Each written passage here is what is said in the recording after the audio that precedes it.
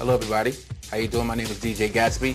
You're watching a talk show with DJ Gatsby. It's a talk show that I have featuring authors and their books. Today in the studio we have Monica Mathis-Stowe. She's an author from here in Maryland, and we're going to talk about her latest book, Where Did We Go Wrong?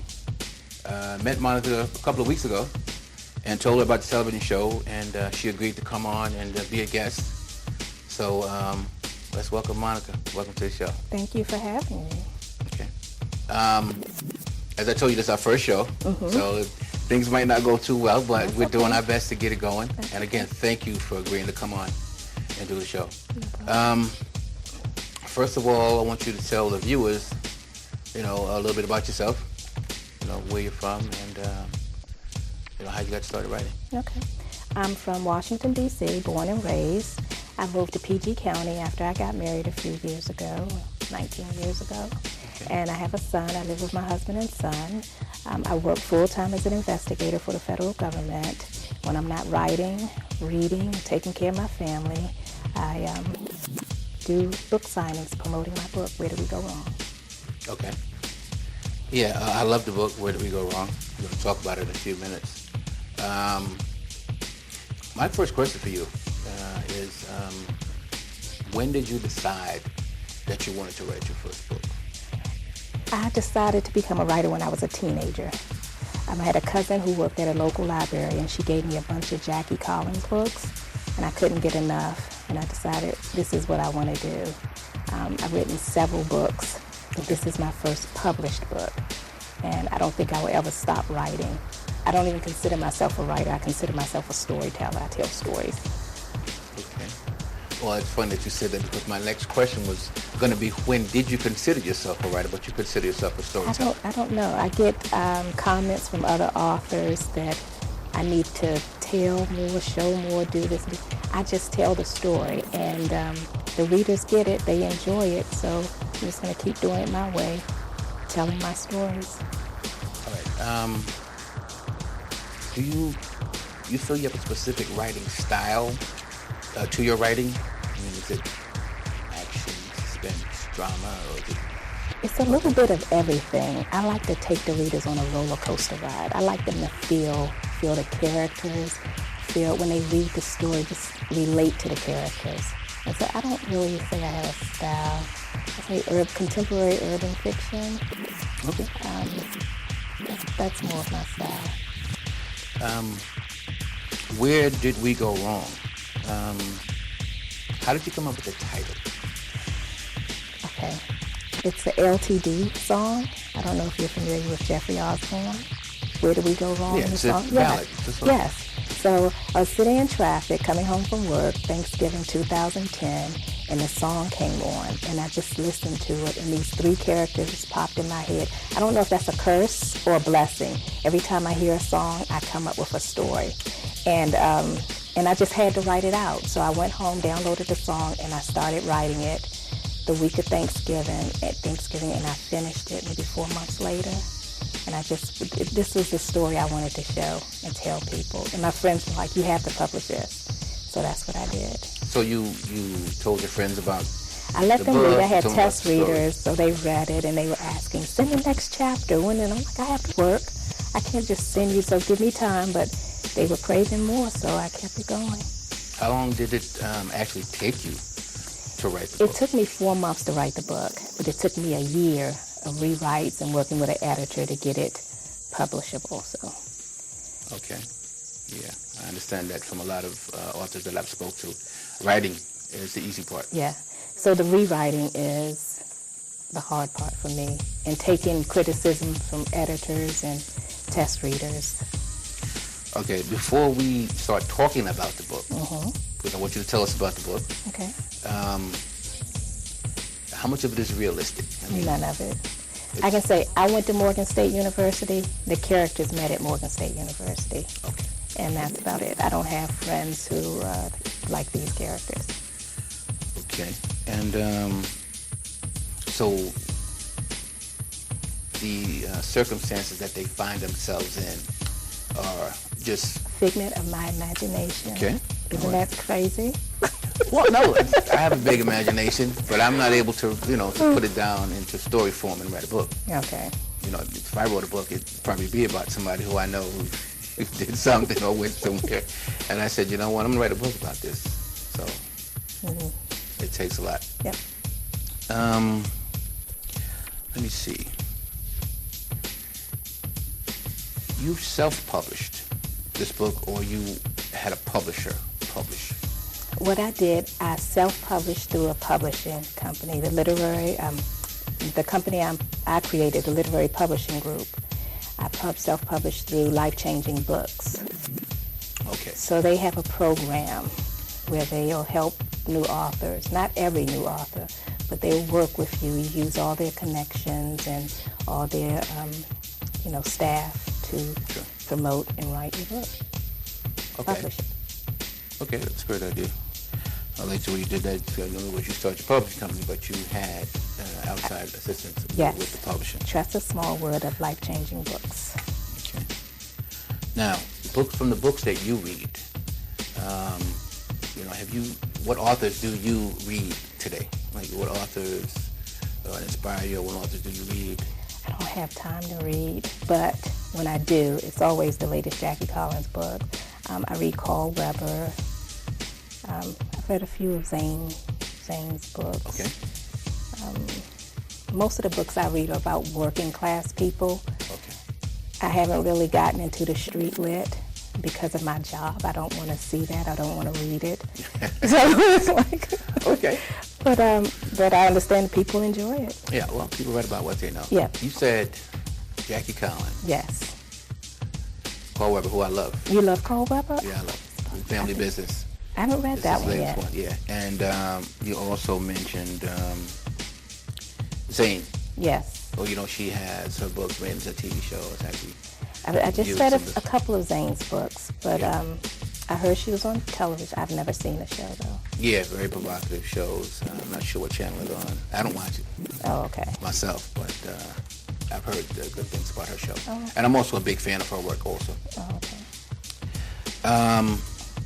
We're going to take a break right now for a few minutes. We're going to come back to you. We're going to talk more about the book, and you're going to tell us all about Gabby and the rest of the gang. Okay. Okay. Right, so stay tuned. We'll be right back with the talk show hosted by DJ Gatsby. What does it take to start something? A little time.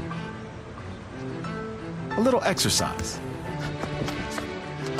A little laugh. A little adventure. A little help. That's all it takes to make a big impact. As he always talks about, he had people in his life that really helped him out, and he wants to be that person in my life. Just like he is, I was like that at 14. I know exactly what it means to be a 14-year-old guy. I think that's why we have a good relationship. It's fun and cool and nice. You get to see how personality develops. Our friendship is good. At Big Brothers Big Sisters, a little bit of your support can go a long way towards making matches like these happen. Start something today at bigbrothersbigsisters.org/startsomething. If you drive buzzed, it could cost you around $10,000. You'll face major legal fees, major fines, and steep insurance penalties. You could lose everything. Nothing kills a buzz like getting pulled over for buzz driving, because buzz driving is drunk driving. We're back to Talk Show. I'm DJ Gatsby. We're on the set with Monica Mathis-Stowe. We're talking about her latest book, Where Did We Go Wrong? Before we went to the break, you were telling us a little bit about the book and how you got started in writing and things of that nature. So I want you to tell me about these characters. We'll get them in a few minutes. Just a few more questions I got for you. Specifically about the book. Is there anything you would change about the book if you could? I wouldn't make it a sequel. One of the editors suggested I make it a sequel. She took out my last 6 to 9 chapters, and I haven't had time to write the sequel or finish it because I've been busy promoting this. If I had it to do all over again, I would have left those last chapters in and ended the book and started on my next project. Okay, but most of the books that are written these days, they're usually a trilogy, 3 parts. So, I mean, you wouldn't bring Gabby and the gang back? Well, I have no choice now. They're coming back, and where do we go wrong again? But if I had it to do all over again, I would. Yeah, if it was your choice, you'd do it over again. Who designed the covers for the book? It's a nice cover. 3 beautiful young ladies on there. Who actually designed the covers for you? Kelly, Designed by Kelly in New York. She designed my cover, my website, my Twitter page, Facebook. She did it all. And she's even finished the cover for Where Do We Go Wrong Again. In one shot, she did it. Okay. All right, real quick, before we get started talking about the book, I want to know who's who on the cover. These are the 3 characters. These are the 3 characters. So, who is this in the pink? In the pink is Gabrielle Roche. Gabby. That's Gabby. And in the middle? Maxine Crawford Anderson. And here. Joy Marshall. 3 very lovely ladies. Yes. All right. Now I'm going to ask you to tell us about the book. I know you want people to buy the book and read the book. You don't want to give it away. No. But can you give us a brief synopsis of this book? And so readers will have an idea what it's about before they run off to the bookstore or jump on their computers and download it from Amazon. Okay. It's not your typical housewives book. I mean, these girlfriends are best friends, and they share this unbelievable, unbreakable bond. They're there for each other through the thick and thin, unlike the reality TV shows where they're bickering. I mean, they do have their arguments, but they stick together. One is abused by her husband. The other one depends on her mother to make all her life's decisions, her choices for her. And the other character, Gabby, is just a handful. I get constant emails about Miss Gabby. But so the book follows the relationship drama they have, not with each other, but with their men, the men in their lives. Okay. Now, are they childhood friends? Do they meet in college? They met in college, Morgan State University, and they just developed this bond as sisters. And they're in their late 20s now, and they stick together. Okay. I've heard a lot about Gabby. What is it about Gabby that makes her the star, in my opinion, of this book? I mean, if I saw the movie, I would think she was the star of the book. I didn't write her as the star, but she somehow turned out to be that way. But she's just a horrible human being. She's just nasty. She gets what she wants, and she doesn't care who she hurts to get it. But it seems men are the ones who get hurt. She uses men, and they want to be used by her because she's beautiful, and she knows what to do to get them. Wow. Sounds like somebody I'd like to meet. I can't wait for part 2 also. Oh, good. What can your readers expect from Gabby and these beautiful young ladies? And Where Do We Go Wrong Again? Well, Where Do We Go Wrong ends with a cliffhanger. There's a shooting, and nobody knows who was shot. So that shooting is going to cause some conflict between the girls, between the friends.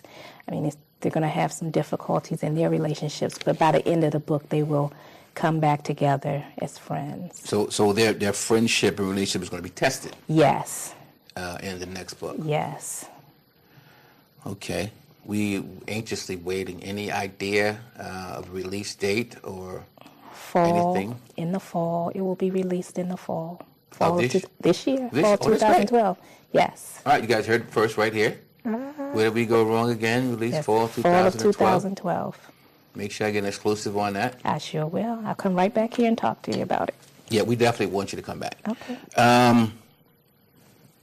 Did you learn anything about yourself or your friends or anybody that you know from writing this book? I mean, did you learn any advice to give somebody, or did you learn how people go through these situations, from the process of writing this book? Not from writing the book. Once it was published, I honestly didn't expect people in the United Kingdom, Denmark, France, Mexico. I didn't expect them to download it and read it and send me comments. I just wasn't expecting that. I was thinking people I grew up with, local, friends. Oh, it's much better. You thought it was going to be. Oh my goodness! It's been downloaded over 10,000 times. Yeah. Well, most of the authors, contemporary authors, are international sellers. People buy these books from all over the country, all over the world. One more question for you. Do you have any specific, anything specific you want to say to your readers before we wrap this up? Yes. Please go to Amazon.com and download your copy of Where Do We Go Wrong, or you can purchase a paperback. And also it's available at my website, www.MonicaMathis-Stowe.com. Okay. Well, listen, I wish we had more time, but promise me that you'll come back in the fall when you release Where Do We Go Wrong again, and we'll pick up on this interview and talk a little bit more about Gabby and Maxine and Joy. Gabby, Maxine, and Joy. Yes. All right, ladies and gentlemen, that's Monica Mathis-Stowe. Thank you so much for coming up. No. Don't forget to pick up her book, Where Did We Go Wrong, Amazon.com, and visit her website with information on how to contact her. We'll be right back. We have DC Book Diva in the building, also Eyone Williams, and make sure I get this right, RJ Champ is here. So stay where you're at. We'll be right back with the talk show and DJ Gatsby.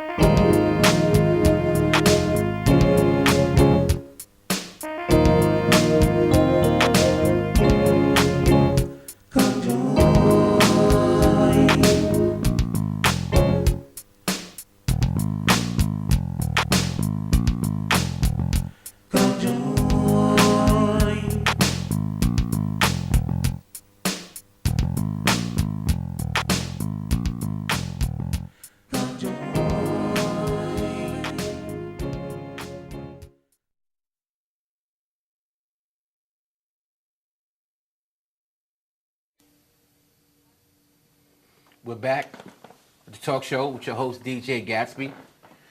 In the building, we have DC Book Diva over here.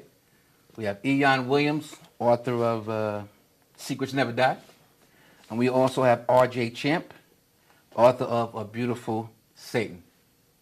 Welcome to the talk show, guys. Thank you for having us. All right. Thanks for being here. I'm glad we got all that out of the way. We had a few pre-production issues going on for a little while, but we got everything together. I'm going to start with you real quickly. You're a publisher. Yes, sir. Author and a publisher. Author and a publisher. Well, we didn't get a chance to bring your book in here today, did we? Actually, it's on e-readers at this time. Okay. So it's actually a short story, and we're going to be converting it into a full novel sometime next year. Okay, and what's the name of it? It's called Stella. Stella. Yep. It's on the Nook and the Kindle. Nook and the Kindle. Mm-hmm. All right. Well, since we started with you, let's continue with you. Okay. DC Book Diva. Yes. How'd you come by that name? The streets gave me that name. I've been a vendor in Washington, D.C. since about 2005. Okay. And they couldn't call me a man, so they called me the Book Diva. DC Book Diva. Yep. I like it. So it's stuck. It's stuck. You got two gentlemen sitting here next to you, Eyone and RJ. Yes. Which one of these guys did you sign first?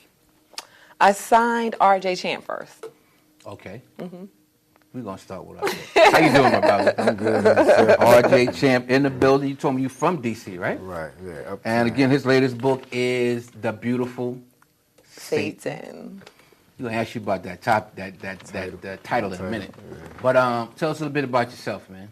Well, I'm from D.C., born and raised, and, started into the industry writing books. I've been pretty much a writer all my life since I was a kid, and started venturing off into writing, I guess, when I had a car accident, near fatal car accident, gave me something to do. I was kind of sat up. I was wheelchair ridden. Okay. So I started, writing on the computer, started delving into that, and I sort of, things started, picking up. People started like what I was doing. I kind of went from there. Now, is A Beautiful Satan your first book? First published, yeah. Okay. First book. So you were a freshman. Yeah, pretty much. First time out. Yeah. How'd you come up with the title? We're gonna get to the book in a minute. Well, the title, it comes from the character in the title. So it's one side of her is beautiful. It's the girl named Angel. She got the beautiful side. She a beautiful woman inside and out. And then she got an alter ego who's dark and evil, and her name is Natasha. That's where you get the Satan from. Put the spin on it. Okay, so she's, I'm going to read the back here. Newly married, Angel Rising has it all. Beauty, a handsome husband, professional career in the state in suburban Maryland, with more designer clothes and toys than one could imagine. With a life of luxury comes just one problem, a husband who said I do when he really meant I don't. Tell us a bit about the husband. She's married. She's married to a womanizer, a cheater. You know what I'm saying? And so that's where the story is about infidelity. And so I put a dark twist on the whole infidelity in the story. And so her alter ego pretty much is like the dark character who's, kind of pretty much coming to her rescue when her husband out, philandering, running around, running women or whatnot. And so that's where Natasha picks up. And she's doing all these devilish deeds without Angel even knowing she's doing. She don't even know she got an alter ego that's running around, chasing after her husband's mistresses and, pretty much chopping them up. So she's like has a split personality. Right. That's her alter ego. And her alter ego is a serial killer. Wow. Okay. That's a twist right there. Yeah. Beautiful. Satan. All right.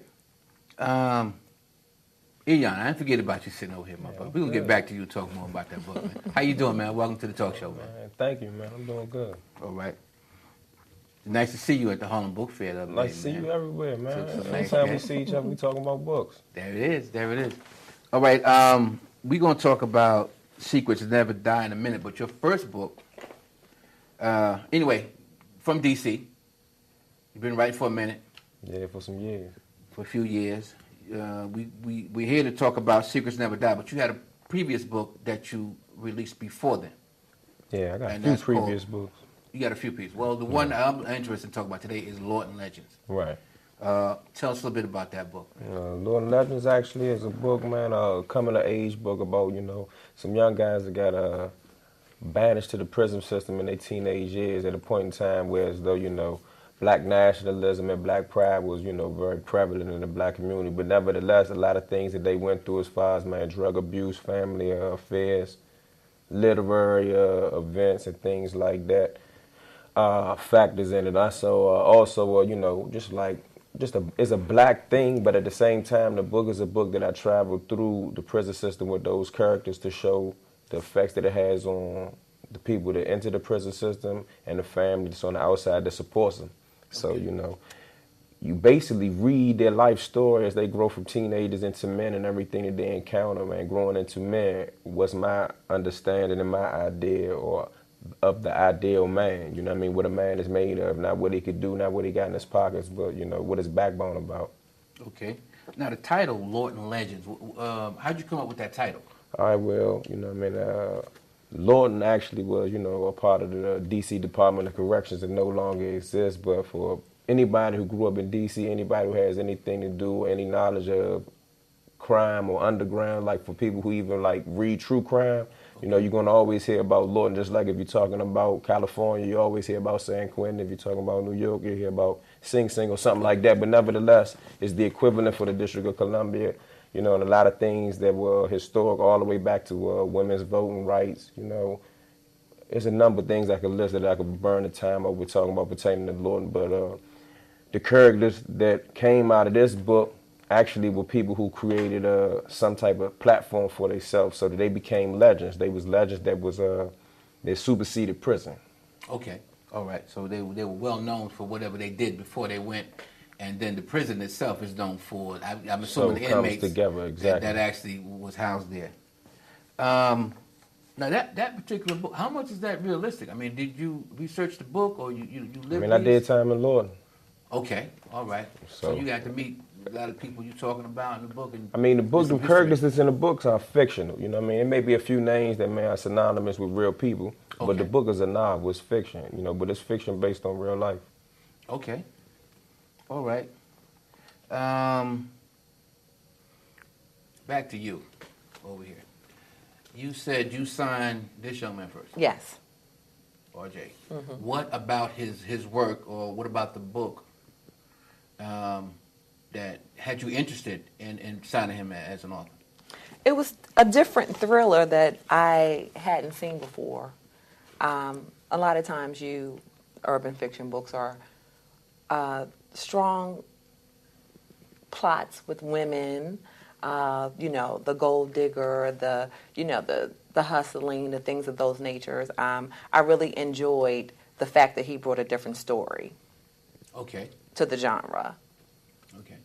And Eyone, what was the first book that you published by him? You said you had. It was Lawton Legends. Lawton but Legends. Eyone actually has Hellraiser Honeys 1 and 2, and he has Fast Lane, and then he also has The Cross, which is the urban ebook appetizer that we did. That's strictly online as well. Okay. But Lawton Legends was the first book that we did together. You had read his work before? I had read his work. And this Lawton Legends is the book that actually you decided this is the book we want to bring you on. Yes. And publish. Yes. Okay. Historical fiction based here in Washington, D.C. It fit like a hand in a glove. Okay. How long have you been publishing? When did you, what was the first book that you published? This was the start. This was Up the Way. We published this in 2009. Okay. This is a story about unity with a conscious urban twist to it. Okay. So then we did Dynasty by an author by the name of Dutch. I've heard a lot about that author. I haven't had a chance to read those. I have those 2 books. Okay. He was nominated for Best Street Fiction of the Year, 2010. And this is actually a trilogy. We haven't gotten to part 3 as of yet, but this is part 2 to that one. Okay. Then we have Nathan Welch. He's another Washingtonian. This is his book here. This is another urban fiction thriller set here in the D.C. area. Okay. And then we have Darrell Debris. He's from North Carolina. And this one here is a fiction thriller as well. It's about a young lady who's hired by the FBI. What's that title? Trina the Hydro Killer. The Hydro Killer. Yes. Okay. And then we have The Hustle. This gentleman, Terrence Fraser, is actually out of St. Louis, Missouri. And this is a coming-of-age story about a young man who actually comes home from prison with the intention of staying on the right path. And there's some obstacles and adversities that happen that could possibly lead him back down the wrong road. Mm-hmm. You know how that goes. All right, so that's just a few of the books that you currently have yes. published. Okay. We're going to go back to RJ over here. Mm-hmm. You planning on a sequel for A Beautiful Satan? Yes, there's a sequel already in the works. I mean, this is part 2. There's a second installment is in production? Yep. In production. So it's already completed, just waiting for a release date. Okay. That's Beautiful Satan 2, Natasha's Wrath. This will be a trilogy. Natasha's Wrath. Yeah, I like trilogies. They actually, the readers love trilogies because the stories go on and on. They seem to never want them to die. What kind of feedback you've been getting back, as far as reviews or comments concerning this series? But everybody been feeling the character and the story. I mean, it's about infidelity. So, a lot of women relate to that and what's going on, And so it's about, a woman really exacting revenge on other women that mess with a married man. Wow. Yeah, women would know a lot about that. Well, men would know a lot about that, too. One more question about your book. Is it based on anybody you know? I mean, how much of this is real? Man? Well, I take from different parts of my life, different people in my life, that I traveled through and met and dealt with. And so, I utilize all the relationships that I've been through and people I know, and I kind of gel them all together, come up with, breathe some life into a story. These female characters. Yeah. Who are some of the other authors that you read, or have you read in the past? Who are some of the authors that you admire? I mean, I admire Donald Goins, you know, first and foremost. That was like my first urban, you know. Well, he was one of the first. Right, that I ever read. Start writing that genre, right, so and then, you know, and so, you know, along with him, you know, I like Eric Jerome Dickey. He's one of my. Accident Affairs, his latest. Yeah, he's one of my. He has. I didn't get a chance to read that. You guys sound like you know a little bit about that book. Yeah, so I got, you know, George, you know, enthusiasm from, you know, pretty much, you know, a handful of urban authors that I really spread it around. Yeah. All right, listen, hold that thought, man. We'll get back to you in a few minutes. Okay. We're going to take a break. You're watching the talk show with DJ Gatsby, my guest, DC Book Diva, Eyone Williams, and RJ Champ. Be right back, right after this.